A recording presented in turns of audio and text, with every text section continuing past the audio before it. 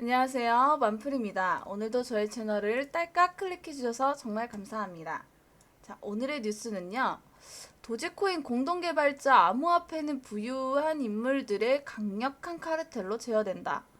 도지코인의 공동개발자인 잭슨 팔머는 긴 트위터 스레드를 통해 암호화폐가 부유한 사람들의 강력한 카르텔에 의해 통제되고 있다고 주장하며 암호화폐 산업에 대한 불만을 표출했다.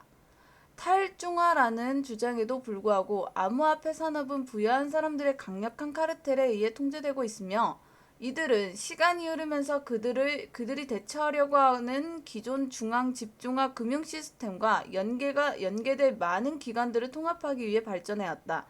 팔머는 암호화폐가 자신의 개인적인 신념과 맞지 않는 우익의 초자본주의 기술이라고 말했다. 그는 암호화폐는 최상위에 있는 사람들을 풍요롭게 하기 위해 특별히 만들어졌다고 덧붙인다. 따라서 그것들은 오늘날 시스템 중 최악임을 주장했다. 그는 더 이상 이 주제에 대한 어떤 논의도 하지 않을 것이라고 덧붙였다. 최근 팔머는 테슬라 CEO인 일론 머스크가 자신의 도지코인에 대해 트윗하는 것을 보고 자기밖에 모르는 사기꾼이라고 불렀다. 이 트윗은 바로 삭제되었다. 잭슨 팔머는 2013년 빌리 마커스와 도지코인을 공동 개발했지만 커뮤니티 내에서 불만이 커지자 2년 뒤 프로젝트를 그만뒀다. 따라서 그들은 올해 초 일어난 밈코인의 대규모 랠리에 대해서 결코 이익을 얻을 수 없었다. 5월 초 도지코인의 시가총액은 900억 달러에 달하며 최고치를 기록했다. 마커스에 따르면 팔머는 암호화폐가 가치가 없을 때 약 500만 개의 도지가 있었다. 그는 자신의 재산 중 일부를 기부했고 나머지 코인들로 누텔라 초콜릿을 샀다. 라고 이제 첫 번째 뉴스가 있었고요. 애널리스트, 디파이 세계 경제를 바꾸는 건 시간 문제. 이거 디파이 이용자가 이더리움 디파이 이용자가 300만이 넘었다는 뉴스를 제가 했었죠. 이제 블록체인 투자사 시니하인 벤처스의 파트너인 애널리스트인 코크란이 15일 날 트위터를 통해 탈중화 금융이 세계 경제를 바꾸는 건 시간 문제라고 관측했다.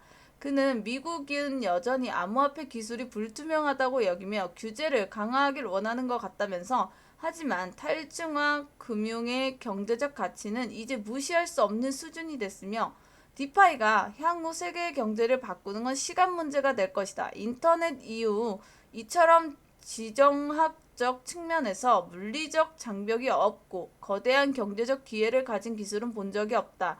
이것만으로도 미국 입법자들이 움직여야 할 충분한 근거가 된다고 말했다.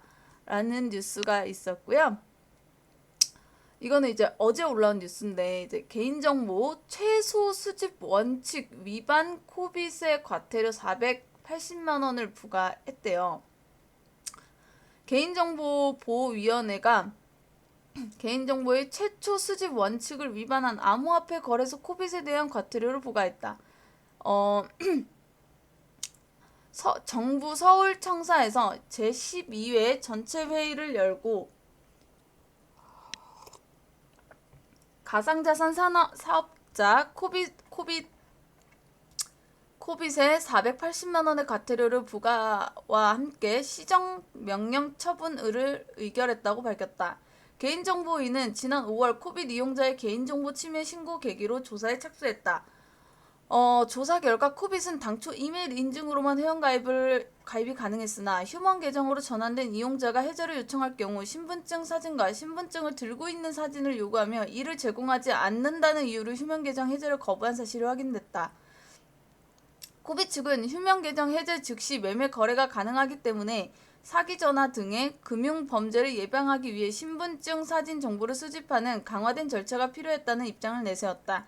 하지만 개인정보위는 이용자가 휴먼 계정을 해제하더라도 거래와 입출금을 위해서 휴대전화 번호 인증을 추가로 요구하고 있기 때문에 신분증 사진 정보가 반드시 필요한 정보는 아닌 것으로 확인됐다.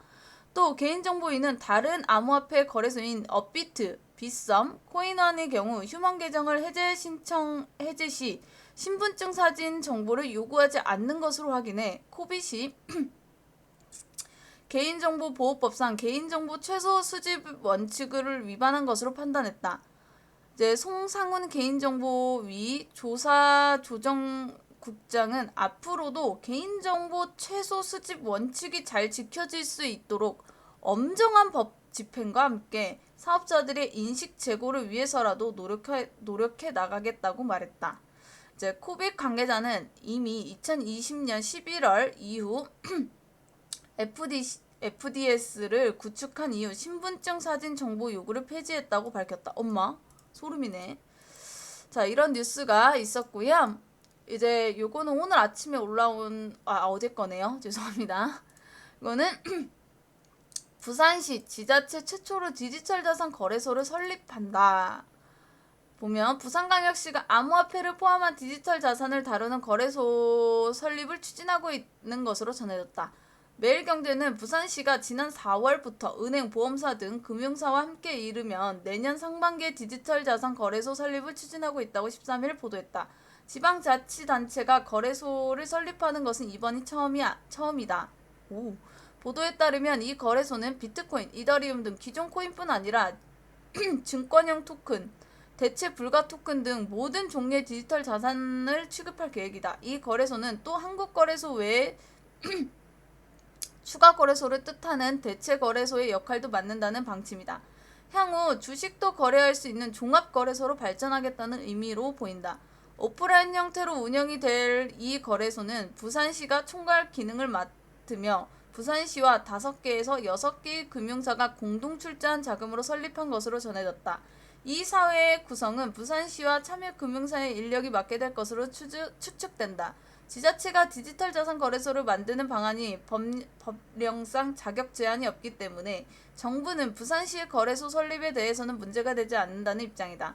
한편 이 같은 소식은 최근 개정 특정거래금융법으로 인해 정보보호관리체계의 인증 획득과 은행을 통한 실명 인증 계좌 발급 난관에 부딪힌 거래소가 잇따르는 가운데 나온 것이라 더 시선이 끈다.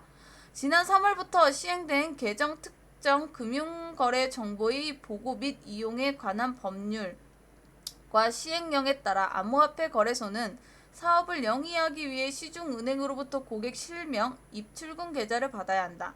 이와 관련 지난 8일 은행연합회는 은행이 가상자산 사업자 관련 자금 세탁 위험 식별 분석 평가하는 기준 마련 시 참고로 활용할 수 있게 지난 4월에 제공했던 가상자산 사업자 자금 세탁 위험 평가 방안을 공개했다.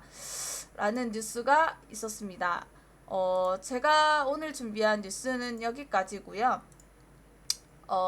시청해주셔서 감사합니다. 좋은 하루 되시고요. 만풀이었습니다. 만풀.